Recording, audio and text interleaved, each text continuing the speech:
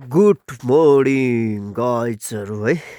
आज त एकदम ढिलो ढिलो उठाइ पनि भयो। धेरै थाकेर घाम हेर्नु न टल्केर घाम लागिरहेछ पहाडमा त। तपाईँहरूको सहरतिर कस्तो छ कुनि? हाम्रोतिर त यस्तो लागिरहेछ कुरै नगरौँ। यति न्यानो छ, यति सुन्दर तरिकाले हिमाल देखिएको छ। हिमालसँग चेस गरेर अनि ब्ल्याक कफीको साथमा बिहानीको सुरुवात गरिदिँदैछ। यस्तो छ।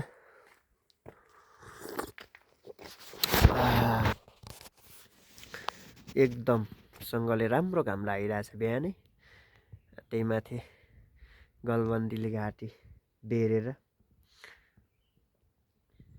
ब्ल्याक कफीसँग दैनिकी सुरु। तपाईँको सहरतिर, तपाईँको ठाउँतिर कस्तो छ कुन्नी फ्लिप गरौँ।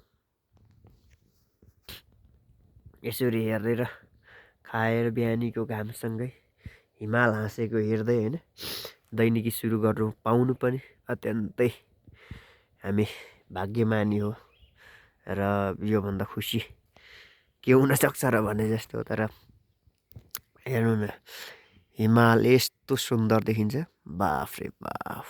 चेस कफी जिन्दाबाद। आज शुक्रबारको दिन विशेष कामहरू धेरै छ।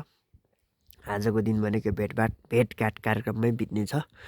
भेटघाट कार्यक्रमहरूको अपडेटहरू तपाईँहरूलाई मेरो यो पेजबाट आउनेछ, तपाईँहरूले हेर्नुहोला। अनि यस्तै छ तपाईँहरूको गाउँठाउँ के छ। यस्तो दामी घाम लागेछ, आम्मा हो टलक्कै टल्किएर त्यसका बाजे। ल सबैलाई have a good day. Chess.